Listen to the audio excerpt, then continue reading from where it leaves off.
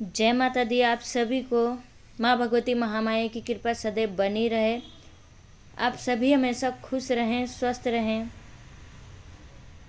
आपके समस्त कार्य संपूर्ण हो, यही माँ भगवती महाकाली से मेरी प्रार्थना होगी। आज मैं आप सभी लोगों के बीच एक बहुत ही महत्वपूर्ण जानकारी को लेके आई हूँ, क्योंकि कई लोग चाहते हैं कि हम भगत बने और भगत बनकर जन कल्याण करें। बहुत अच्छी भावना है, बहुत अच्छी बात है अगर आप लोग यह चाहते हैं, मगर उससे पहले कुछ ज़रूरी बातें हैं, वह आप लोगों को जान लेनी चाहिए कि भगत बनने से पहले हमें क्या क्या करना चाहिए और क्या क्या चीज़ें हमारे पास होनी चाहिए कि भक्ताई लाइन में आगे हमें कोई परेशानी ना आए, कोई दिक्कत ना आए। देखिए, भगत बनने के लिए या भक्ताई लाइन में आगे चलने के लिए सबसे जो ज़्यादा ज़रूरी होते हैं वह हमारे गुरु होते हैं।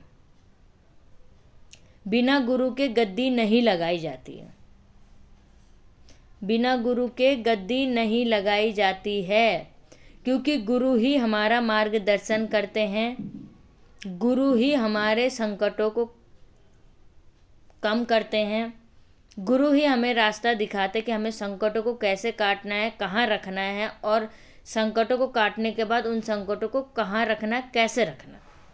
यह सारा मार्गदर्शन हमें हमारे गुरु करते हैं। हम जन कल्याण तो करना चाहते हैं, जन कल्याण करने के बारे में सोच रहे हैं, मगर जो काम हम सोच रहे हैं, जो काम हम करना चाहते हैं, उसमें हमारा गुरु महारत हासिल कर चुके हैं। इसलिए भक्ताई लाइन में गुरु होना बहुत ज़्यादा ज़रूरी है। भगत बनने के लिए, जन कल्याण करने के लिए, गद्दी लगाने के लिए गुरु होना बहुत ज़्यादा ज़रूरी है। सबसे पहला पॉइंट। दूसरा पॉइंट यहाँ पे क्या आ जाते हैं, भगत बनने के लिए आपको पता होना चाहिए आपके देवी देवता कौन से हैं। कई बच्चों को तो पता ही नहीं होता देवी देवता कौन से हैं।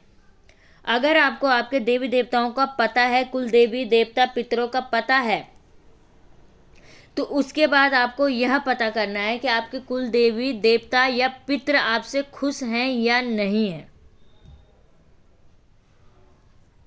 क्योंकि सबसे पहले भक्ताई लाइन में, किसी भी लाइन में, भक्ताई के लाइन में आपके घर के जो सदस्य हैं, कुल देवी देवता पितृ देवता, यह खुश होना बहुत ज़्यादा ज़रूरी है। क्योंकि अगर हमारे घर के कुल देवी देवता ही खुश नहीं होंगे तो जिस शक्ति को हम अपने घर में लाकर जन कल्याण करना चाहते हैं, वह शक्ति हमारे घर में प्रवेश नहीं करेगी। क्योंकि कहते हैं ना, आपने सुना होगा कि जब ये अपने माँ बाप की इज्जत नहीं कर रहा तो हमारी क्या करेगा। ऐसे ही देवी देवता भी होते हैं, वह सोचते हैं कि जब ये इसके कुल देवी देवता इससे खुश नहीं है तो यह हमें क्या पूजेगा। ठीक है, अब आपके कुल देवी देवता खुश हैं या आपने कहीं जाके उनका निवारण कर दिया, खुश कर दिया है, कैसे मनाना है उनको मनाना आपके लिए सबसे इम्पोर्टेंट हो जाता है। ठीक है, उसके बाद आपका दूसरा कार्य क्या होता है भगत बनने के लिए, चौराहे वाली देवी को मनाना बहुत ज़्यादा जरूरी, चौगानन देवी को मनाना बहुत ज़्यादा ज़रूरी हो जाता है। अब ये चौगानन देवी को शीतला माता भी कहते हैं। अब आपको हर शुक्रवार को किसी भी शीतला मंदिर में जाके माँ भगवती का सबसे प्रिय भोग उनको देना है, शीतला माता को देना है। शुक्रवार को किसी भी शीतला माता के मंदिर में जाके माँ शीतला को उनका प्रिय भोग आपको देना है। ये दूसरा काम भी हमने कर लिया, क्योंकि चौगानन को मनाना इसलिए ज़्यादा ज़रूरी है, चौराहे वाली देवी को मनाना, कि जो भी संकट आपके घर में आएंगे वह डायरेक्ट आपके घर में एंटर नहीं करेंगे। चौराहे वाली भगवती उनको समेट लेगी, रक्षा करेगी, चौराहे से ही हटा देगी। इसलिए चौगानन देवी को मनाना बहुत ज़्यादा ज़रूरी है। ये भी हो गया। उसके बाद आपके क्षेत्रपाल देवता, क्षेत्रपाल देवता भी होते हैं, क्षेत्रपाल देवी भी होती हैं। जिस क्षेत्र में आप रह रहे हैं, जिस ग्राम में आप रह रहे हैं, वहाँ के देवी या देवता क्षेत्र का कौन है।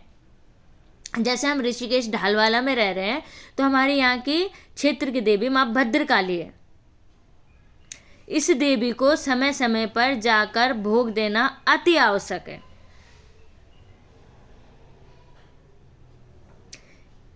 जब इस क्षेत्र की देवी मान जाएगी है, तब जाके जो शक्ति को हम पूज रहे हैं, जिस शक्ति से हम पूछा लेना चाहते हैं, जिस शक्ति से हम जन कल्याण करना चाहते हैं, वह शक्ति जब सारे देवी देवता पितृ हमारे मान जाएंगे, तब वह शक्ति हमारे घर में प्रवेश करेगी।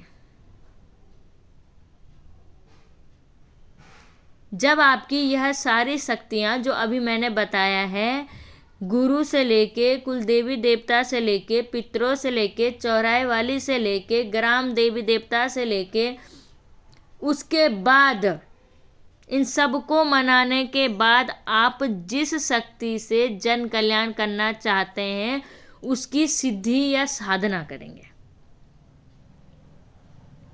अब यह सिद्धि और साधना भी आपको गुरु के सानिध्य में रहकर करनी है। यह बहुत ज़्यादा ज़रूरी हो जाता है। सिद्धि और साधना भी आपको गुरु के सानिध्य में रहकर करनी है।